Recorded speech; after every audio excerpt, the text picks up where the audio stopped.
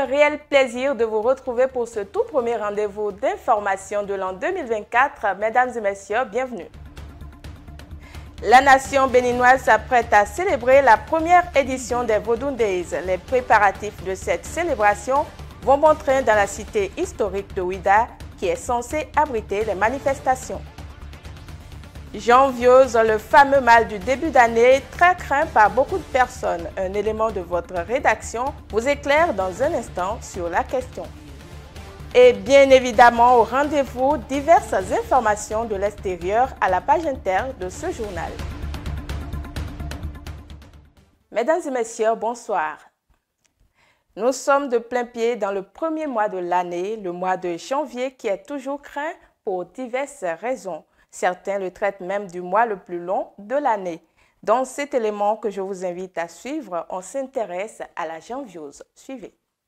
C'est le fait que le mois de janvier devienne tellement long pour plusieurs personnes parce qu'ils ont eu le temps de festoyer, de passer les moments de fête et de dépenser leur salaire de décembre et tout ce qu'ils avaient en économie. Tellement que maintenant on commence pas à compter les jours et c'est comme si les jours deviennent plus longs. Oui, cette période-là est une période à problème simplement parce que les gens n'ont pas planifié alors leur fin d'année. La fin de l'année se planifie. Normalement, lorsqu'on rentre dans une nouvelle année, on commence déjà par préparer la fin de l'année, les périodes de fête. Un salaire, ce n'est pas ce qu'on doit dépenser pour festoyer. Donc, le manque de planification justifie la chose parce qu'ils n'ont pas de revenus, parce qu'ils ont trop dépensé pendant les fêtes et maintenant, ça devient difficile. Mon conseil est qu'ils n'ont qu'à patienter.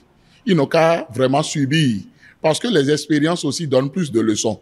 C'est une expérience qu'ils viennent de faire dans la vie et ils pourront passer le témoin alors à d'autres générations en disant « En son temps, j'avais mal géré les temps de fête et maintenant, voilà, j'ai compris quelque chose. » Maintenant, à partir de cette nouvelle année, commencez maintenant par planifier. Les Vodou Days qui se dérouleront les 9 et 10 janvier à Ouida s'annoncent déjà riches en couleurs. Cette nouvelle façon de célébrer la religion endogène se prépare avec un programme spécial concocté pour faire vivre aux Béninois des moments inoubliables. Suivez.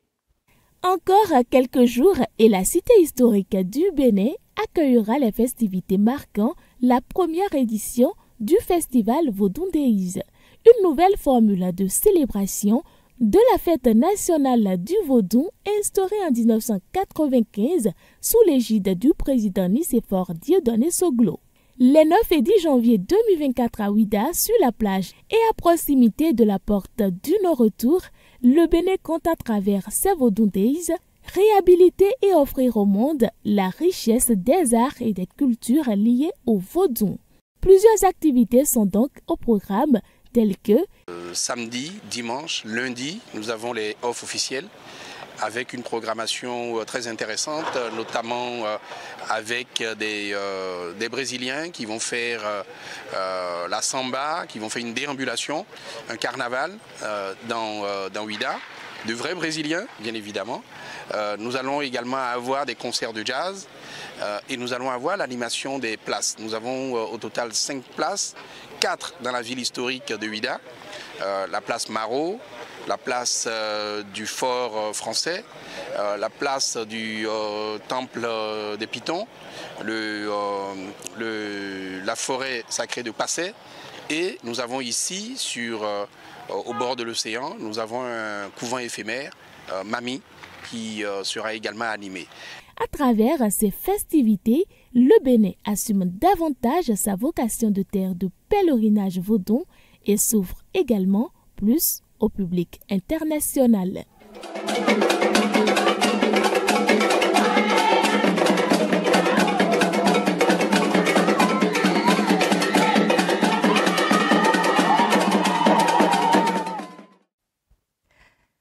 On parle développement personnel à présent.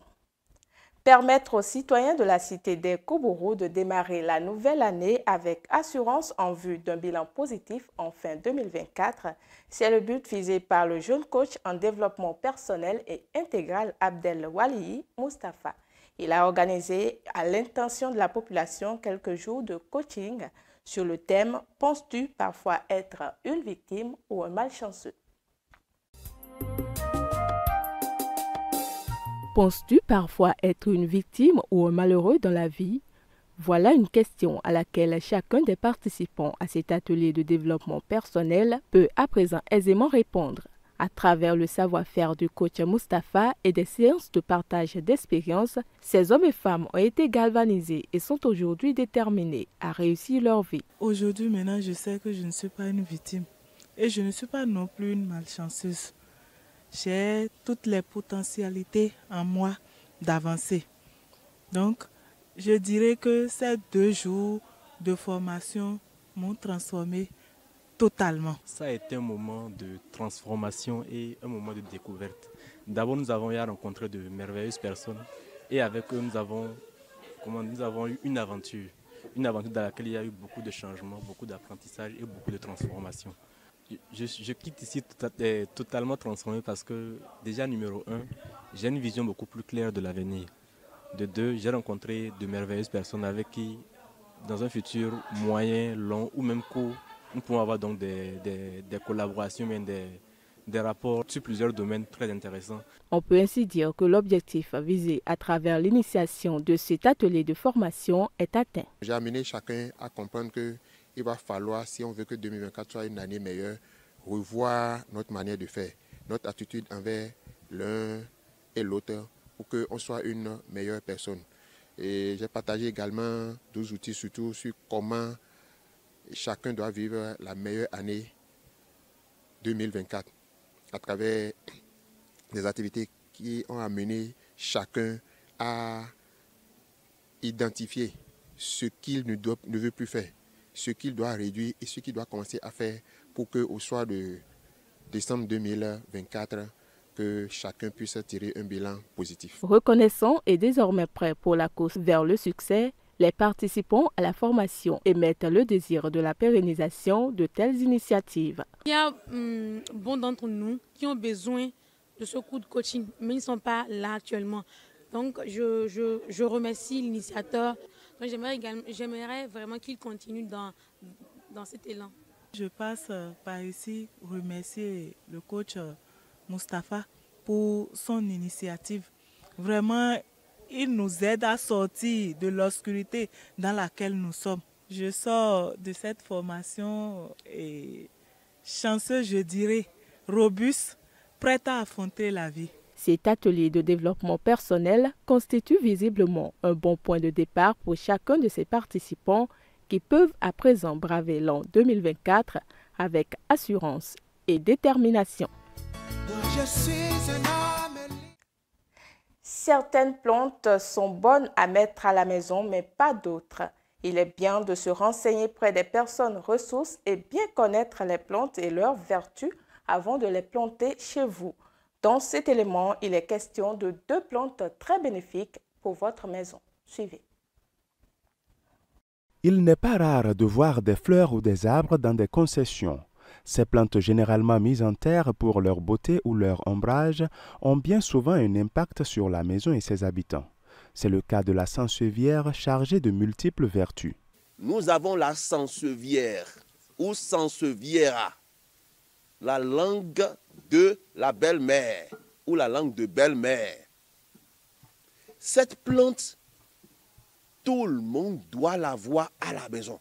Parce qu'aujourd'hui, nous utilisons tous les appareils électroménagers qui dégagent c'est-à-dire les rayons ultraviolets qui ne sont pas bénéfiques pour la santé humaine, qui dégradent notre santé. On se réveille parfois, on sent la fatigue, surtout les journalistes. Vous devez avoir les pots de fleurs de la sansevieria, la langue de la belle-mère, dans votre chambre, et au studio, à la régie, à la production, là où vous mettez aussi l'émetteur pour votre santé.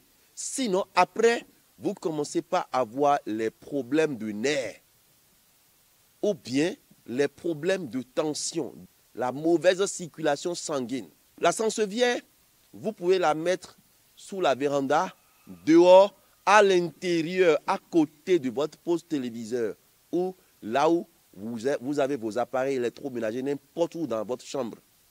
vous pouvez les mettre. Ça n'a pas forcément besoin des rayons solaires avant de pousser. Ça vous apporte encore de bonheur. Ça permet à la maison d'évoluer. Ça permet aux membres de la maison de ne pas manquer du minimum pour pouvoir régler les petits problèmes de la maison. Le paratonnerre est aussi une plante très importante qui protège la maison contre la foudre. Le paratonnerre, c'est une plante squelette. On appelle ça plante squelette. Ça ne donne pas des feuilles, mais c'est des branches que ça donne. Vous mettez ça à la maison, attention, il va falloir l'éloigner un peu des enfants parce que la sève est toxique. Lorsque c'est dans la maison, ça protège contre les rayons ultraviolets d'abord, les rayons, c'est-à-dire la foudre, le tonnerre. Vous aurez vos appareils qui ne seront pas foudroyés, vos appareils qui seront, c'est-à-dire en bonne forme. La foudre ne pourra pas descendre dans la maison et détruire quelque chose. Quand vous mettez le paratonnerre, la plante squelette à la maison, ça peut protéger jusqu'à 200 mètres de la maison, ou plus même parfois. Mais, lorsque vous mettez cette plante en terre, il va falloir donner des instructions aux femmes qui sont dans la maison. La femme en menstrue ne s'approche pas de cette plante au risque de tuer son énergie. Il est bien d'avoir des fleurs à la maison, mais il est encore mieux d'en connaître les vertus et bien faire ses choix.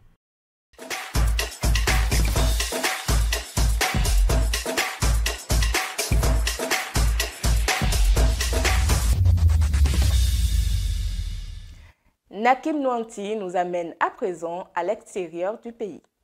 Bienvenue dans la page inter de ce journal. La Cour suprême sénégalaise a confirmé dans la nuit de jeudi 4 à vendredi 5 janvier la condamnation de l'opposant à 6 mois de prison avec sursis pour diffamation. L'annonce a été faite par le juge Abdourahmane Diouf et confirmée par 2 avocats de l'opposant. Candidat déclaré à la présidentielle et personnage central d'un bras de fer de plus de 2 ans avec l'État qui a donné lieu à plusieurs épisodes de troubles meurtriers, ce vendredi la Cour suprême du Sénégal a rejeté l'appel de l'opposant contre sa condamnation pour diffamation, portant ainsi un nouveau coup à ses espoirs de participer à l'élection présidentielle prévue le mois prochain, ont annoncé ses avocats. Au Soudan, le général Hemeti, qui est l'un des 2 protagonistes de la guerre au Soudan, s'est rendu ce mercredi à Nairobi pour rencontrer le chef d'État kenyan William Ruto dans le cadre de la poursuite de sa tournée diplomatique en Afrique de l'Est.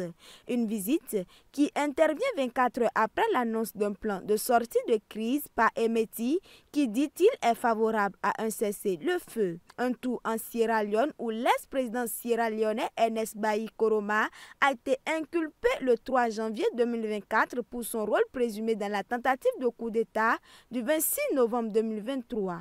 Un communiqué du ministère de l'Information et de l'Éducation civique précise que Koroma a également été inculpé de complicité de trahison. Outre Ernest Bai Koroma, la justice sierra-léonaise a également inculpé 12 personnes de tentative de coup d'État, dont Amadou Koïta, ancien militaire et garde du corps de l'Est chef d'État. Autre nouvelle, crash d'un hélicoptère militaire en Ouganda utilisé dans la lutte contre les djihadistes en RDC. Cet hélicoptère s'est écrasé ce mardi sur une maison ougandaise, tuant les 2 membres de l'équipage et un civil qui se trouvait dans le bâtiment, selon l'armée ougandaise. La cause du crash de l'hélicoptère est suspectée d'être le mauvais temps, a déclaré le porte-parole des forces de défense du peuple ougandais. C'est terminé pour ce vendredi, mesdames et messieurs. Merci de nous avoir suivis. Toute l'équipe de L2A TV vous souhaite une bonne et heureuse année 2024. Au revoir.